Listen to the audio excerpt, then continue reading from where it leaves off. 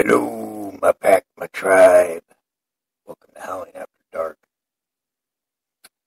I want to apologize. Apparently, I was recording for almost 40 minutes of nothing but dead air because my mic wasn't working. So, take two. Anywho, um, let's see.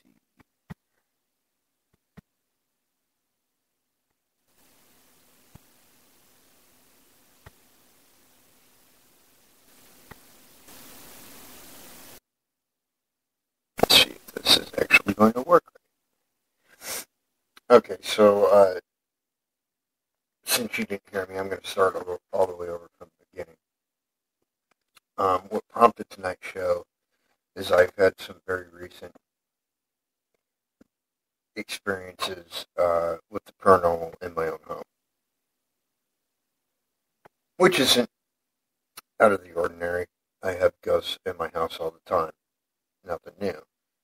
Um, but what stands out for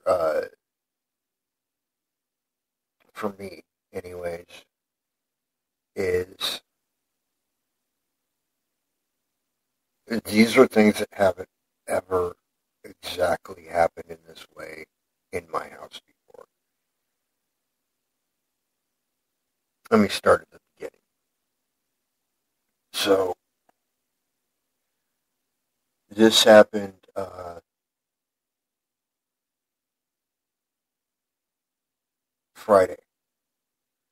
Friday night.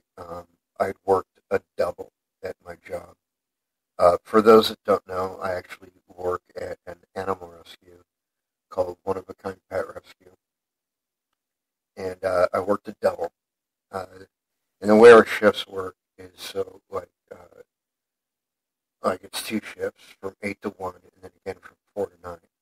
So if I get done early enough, um, I have time to come home, take care of my dogs, and eat some lunch, maybe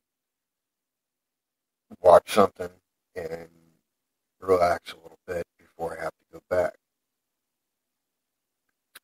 And that's what happened on this day in question. And I did that, and I came and walked my dogs, no issues, and then I went back to work.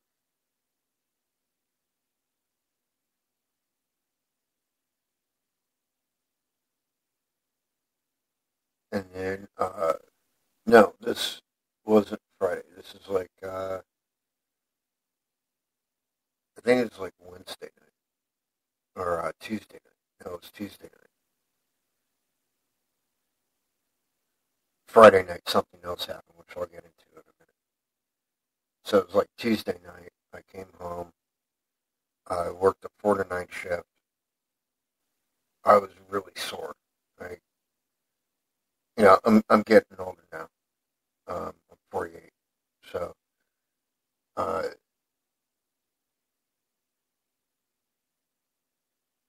I'm still stronger and tougher than most people. But every once in a while, you know, do something just the wrong way, and my body gets sore. And so I decided after work that night that I was going to take a bath, which I did. And my brain never quiets down, like ever. Um, that's why for a lot of years I've been an insomniac because I can't quiet my brain down long enough to actually get to sleep. Um, so, taking a hot bath, trying to relax, not exactly conducive to the way my brain works, or vice versa. And so I took my phone in there, and I have Netflix on my phone, and so I have my phone on, watching Netflix,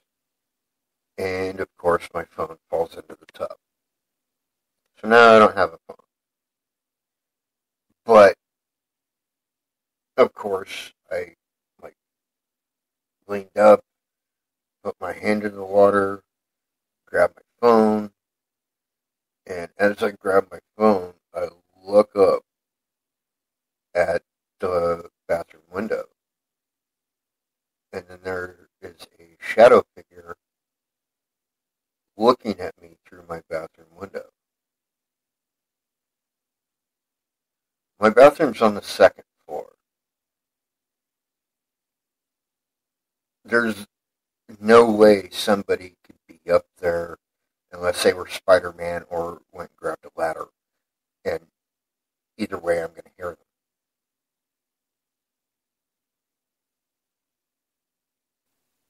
So I'm like, yeah, um, that's not creepy.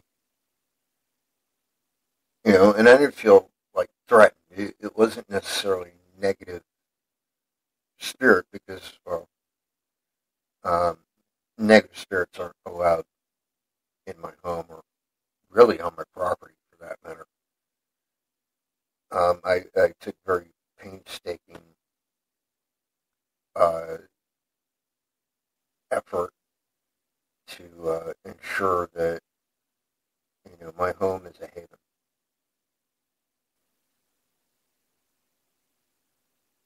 which is a topic for another day. And I'll get into that whole thing on another show probably.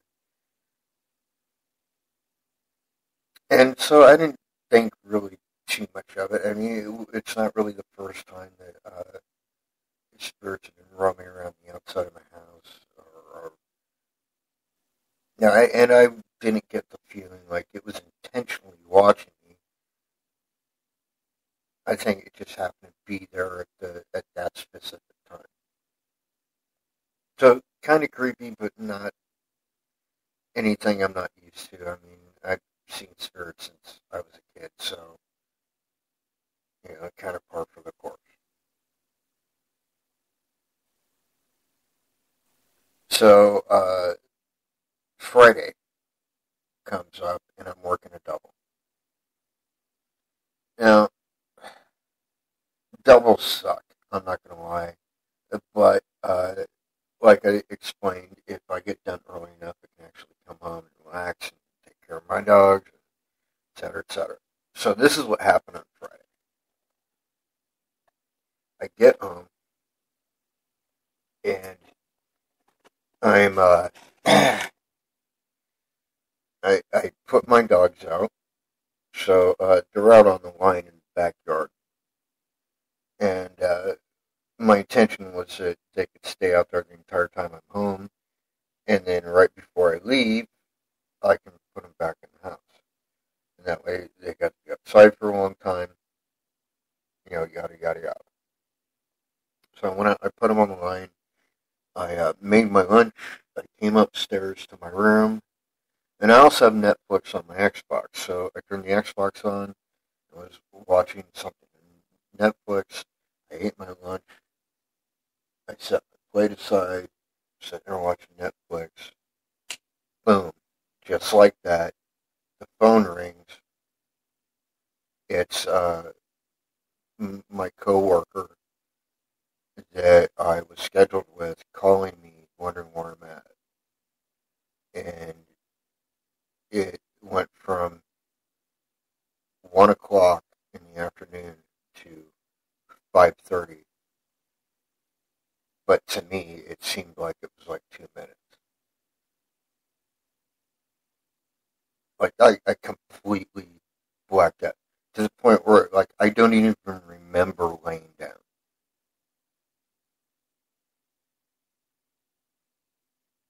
Now, this is a phenomenon which has happened to me before in the past, but generally only when I'm really, really sick or extremely exhausted, which I was neither, as far as I can tell. So the phone rings. I'm in a puddle of sweat. Have no idea what the hell just happened to me, and I've got to play it cool and answer the phone.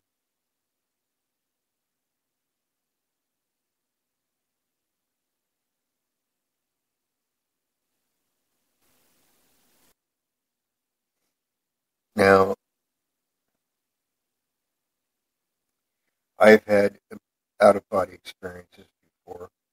That's kind of what this felt like, but different. Because when I've had an out-of-body experience or OBE, I've remembered them. I had no memory of those at all. It was like literally a couple minutes went by and then I lost all this time. So it was kind of like that, but I kind of felt like somebody had something really urgent that couldn't wait, and like you know how like some emergency happens, and like a friend or a family member will just run up and grab you and take you out the door as they're trying to explain to you, and most of what they say doesn't even make sense.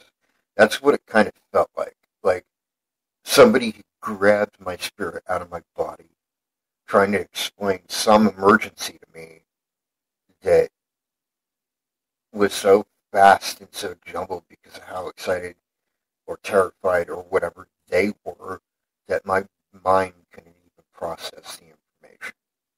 And so it was like a blackout. That's my theory.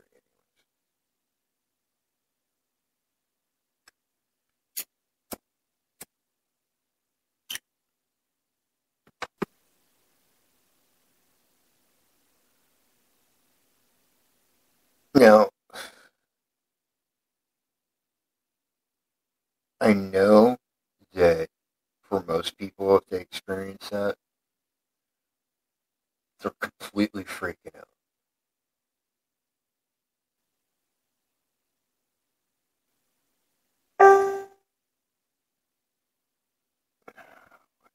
Hold on.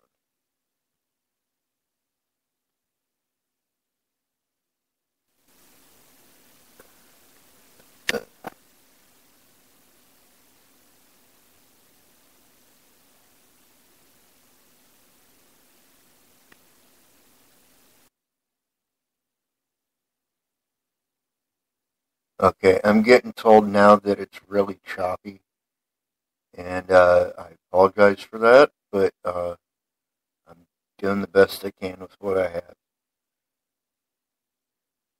Okay, so anyways, where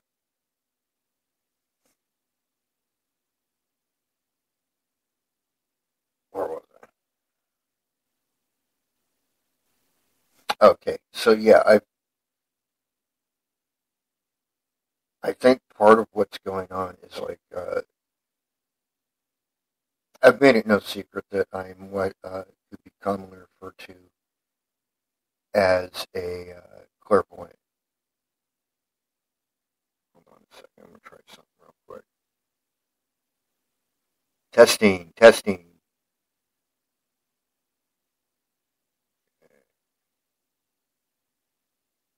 Hopefully that's better. Um,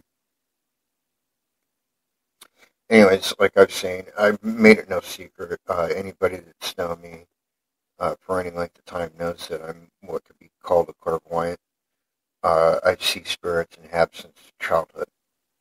Um, what some of you, or a lot of you, may not know is that I've been developing other abilities or gifts or whatever you want to call them uh, over a period of time now as well.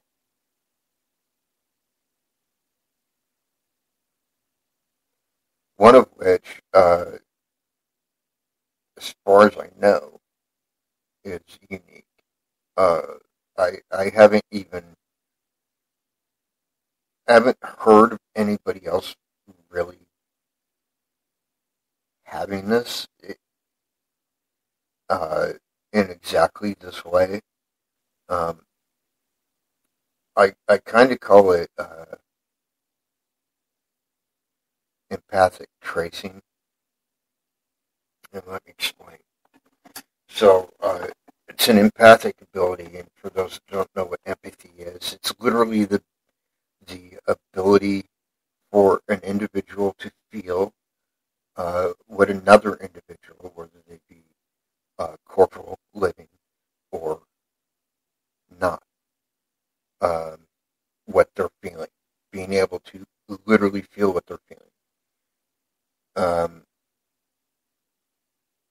what this is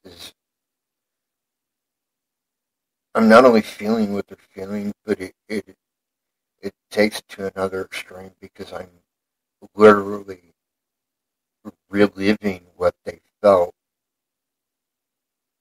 from their perspective. So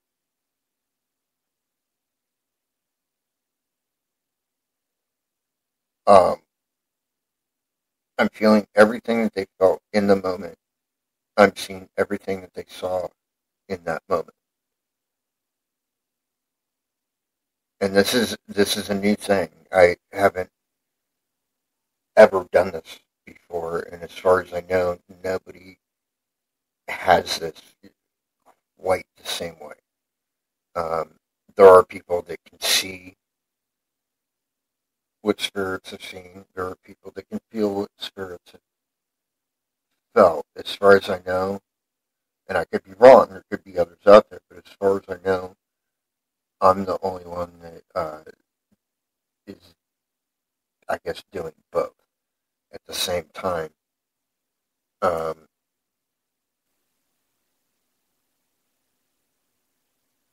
in exactly this way. I guess it's kind of hard to explain, but there it is.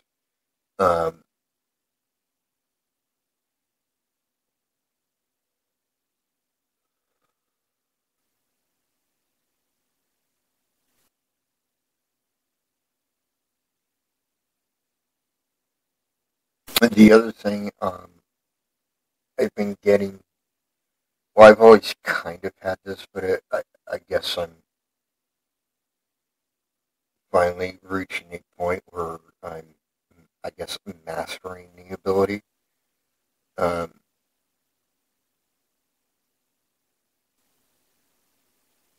and the only thing I can think to call it is soul pinging. Basically, what it is, it's like a hyper awareness of where spirits are in a area. So much the way like a bat uses echolocation, or uh, another good, I guess, example would be like how the comic book hero Daredevil, who's blind, never read the comics, uh, has almost like this sense of where things are around him. It's kind of like that, but it's like specifically with spirits. And this is something I've gotten to test out lately because I live right down the street from Glendale Cemetery.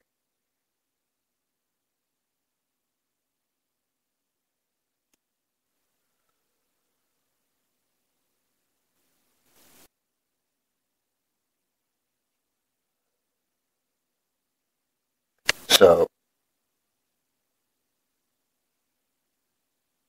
but all this is new. This is all stuff I've experienced or have been experiencing, like mostly within this last week, but altogether probably the last month or two.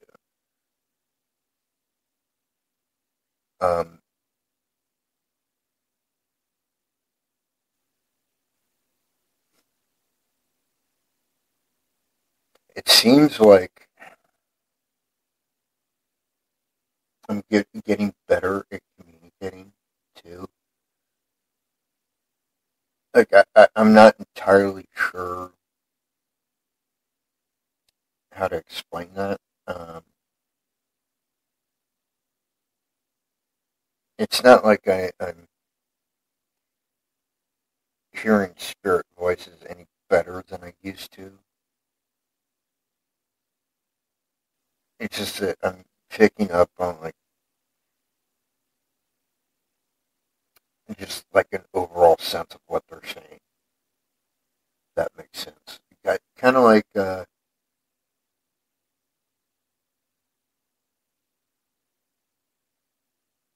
how you could watch like telenovela or something, uh, in a foreign language that you don't know and kind of get a general sense of what's going on. It's kind of like that.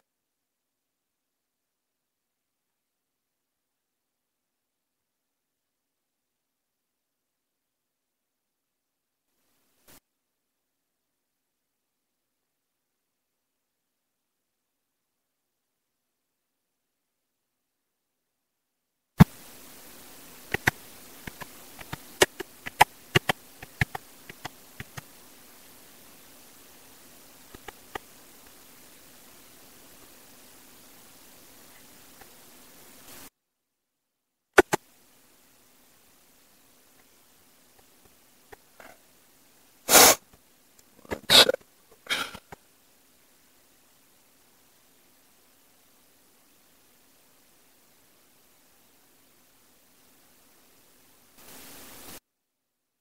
All right. So,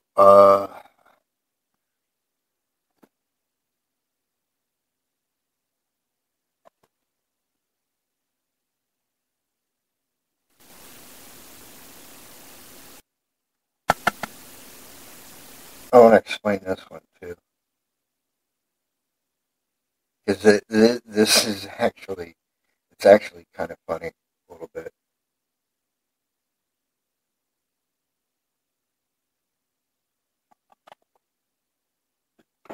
And for those of you that watch YouTube, you might be familiar with these. There's a guy who goes by the name Chills who does YouTube videos called the Top 15s, and he does all sorts of them, like the Top 15, whatever, whatever.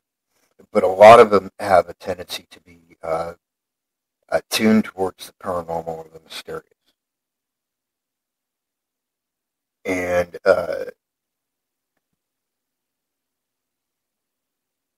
lot of them are like, oh,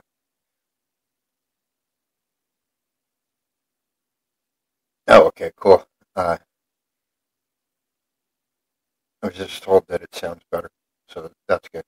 Um, so a lot of them are tuned towards the paranormal in some way, shape, or form, and there'll be things like the top 15 scariest videos caught on CCTV cameras, or the uh, top 15 ghosts caught on camera, or whatever. And they're always something like that, and they're great. Um, but and this is what happened. So I was watching one of those, and it was a pretty cool one actually. It was like a top 15 ghost video, and uh, but like all the videos in question were like found footage type deals. So the footage mysteriously appeared after a time with no sign of who recorded it. Not to say that anything happened to those people or didn't happen to those people. It's just it's a big question mark. They don't really know. And a lot of those found footage things could actually be fake. I'm not gonna lie. My mind generally tends to go to the place where it's probably fake if it's quote unquote found footage, because it's become such a blasé like filmmaking ploy, uh, over the past few years. But anyways, some of them are really convincing and very scary. So I was watching that, and I ran out of coffee because I drink a lot of coffee, as I'm one to do. And so I decided I'm going to go downstairs and pause this. I'll go downstairs and I will refill my drink. And I kind of get the sense like the spirits around here are aware that I'm watching this stuff, or I'm just becoming more aware because I'm watching it. I don't think that I'm hallucinating or anything like that because I watch videos. I'm not a 12-year-old boy. But is it possible that could happen? Yeah, sure, why not? In any case, so I go downstairs, and here's what's odd, and this is what's convinced me that this is a real thing. Um, every time, without fail, what happens is I'll go downstairs for a drink or whatever, and my dogs, who sleep right outside my bedroom door, will get up and follow me downstairs. My baby girl Voodoo will stop at the kitchen door because we have like this baby gate kind of thing, and she won't go past that. My boy Nacho, however, goes past that all the time because that's the only way he gets attention from Daddy. Because baby girl's very jealous, so it's the only chance for me and him to like bond. And that's my furry son. I love that guy. Um, so I notice when their behaviors are different, even if I'm not registering it on a conscious level, my subconscious will grab onto, okay, something's off, right? So, anyway, so the way my house is set up, you go down the bottom of the stairs. If you turn right, you go into the living room. If you turn left, well, then to your immediate left is another door that leads down to the basement or to the side door. And then there's another door in front of you, which leads into the kitchen. There's no actual door there, it's just a doorway. And every time, without fail, Nacho will jump over the baby gate thing. Baby girl will stop there and not go any further. So what happened is I went downstairs, I made that left turn to go into the kitchen. Baby girl went right. And she stopped at the entranceway into the living room and sat down. Nacho went into the kitchen because he's going to stay with me no matter what. And there's a whole other story about that for another day. So I go into the kitchen. I go about, making my coffee. And then my subconscious catches up with my conscious brain and I go, wait a minute. Something's off. And right as I thought that, I'm familiar with every noise in my house and what it takes to make them. And the idiots who lived in this house before us messed up when they did the floor in the living room because it's bowed, like in the middle. Like it rises too high. Well, I don't know if they did it or like the foundation shifted or what happened, but it bows in the middle and then goes down on either side, so it makes like a little arch. So if you were to walk into my living room right in the center of that bow and carefully sit down like a tennis ball or something, it would roll one way or the other. Anyways, if you step on this one spot right on that arch, it makes a very loud creaking sound. I'm not freaked out by it. I'm very familiar with it. It just tells me that somebody's in my house. So I'm in the kitchen. Baby girl is not in her customary spot by the baby gate thing, looking into the kitchen like, hey, I want attention too. She's pointed the other way into the living room, and I hear this creak. So I stop what I doing, and I look through the kitchen door into the living room, and I don't see anything at first. And I heard another sound. Like one of the great things about this house, it was built in 1919, and so it's got a lot of architectural features that you cannot find anymore. One of which is built-in uh, like cabinets and stuff. Uh, and in the living room, on both sides of our fireplace, is these really pretty glass cabinets, sort of like curio cabinets or something for you to keep your knickknacks or whatever. That dates all the way back to 1919, but it's got kind of like the iron framework like you would find in stained glass windows. It's not stained glass, but it's got kind of that iron detail to it in between the little panes of glass. And it makes a very distinctive, like, ting sound whenever you hit it. And I heard that sound, and I looked, and I see this shadow figure go. We have right there in the living room, we have this big, like storybook window. And this shadow figure goes across that window about halfway and then disappears. Now, I didn't get the sense that it was threatening in any way. I wasn't creeped out by it.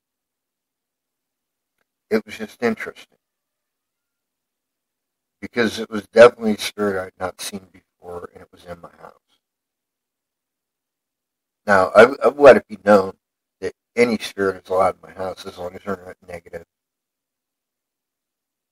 as long as they follow the rules, as long as they don't do anything to me, my family, or my dogs. I don't have a problem with spirits visiting me. Never have, never will. As long as they follow the rules. If they don't follow the rules, I will kick their ass out of my house quicker than shit. And they all know this. They all know this. Now, most likely, this was a spirit that came from nearby Glendale Cemetery, and I'm not worried about that. Other people can, think whatever they want about it. I don't care. But in my house, they're welcome. Period. As long as they follow the rules. And it wasn't disrespecting me or doing anything to freak me out. It just happened to be there. And it wasn't freaking my dogs out either, which was another good indicator to me that, okay, probably not a bad person, if not a good person either. At least not a bad person, and I'm okay with that. Because it didn't freak out my dogs. And my dogs will react to shit. And they do it all the time. And so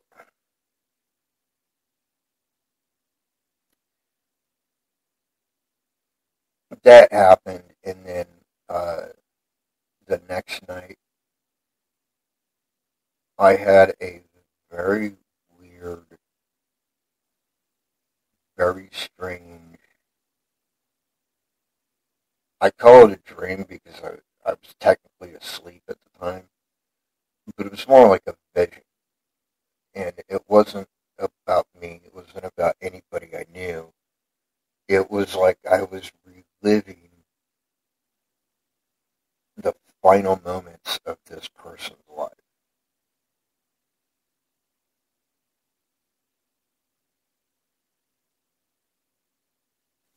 And it was all in bits and pieces. It was like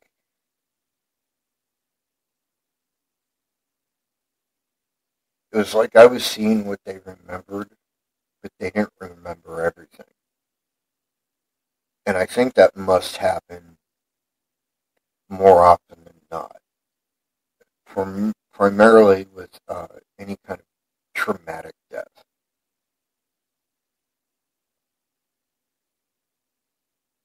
Because what I got about this person, I don't know their name. I wouldn't entirely be surprised if they're actually buried over there at the cemetery.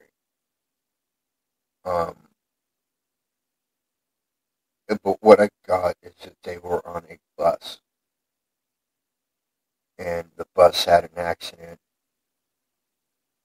and they didn't survive it. Or, to be more exact, they initially survived it. They were rescued by first responders. Going by the way things looked, I'm guessing this is like maybe late 60s, early 70s. They were transported by an ambulance to a hospital. And then the last thing they remember, and I have my own feelings about this, the last thing they remember is they're on a gurney getting wheeled into presumably an operating room. And then it went to black. Now, my assumption is, and this is an assumption because I don't have facts, I don't know who this person is, at least not yet, but my assumption is they died on that gurney on the way to the operating room, and that's why they don't remember anything past that point.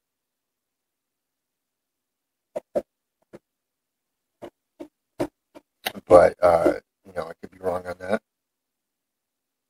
It's entirely possible. But either way, I will let you all know if new information comes to me about it, and we'll see how things progress from here on. But honestly, I'm kind of excited about all this new stuff. It's been a while since I've been surprised by the paranormal. So, anyhow, that's about all the time I have for tonight, folks. Thank you for sticking with me. I'm sorry about the technical difficulties earlier. I got to figure that stuff out. Until next time, my pack, my tribe. Peace out.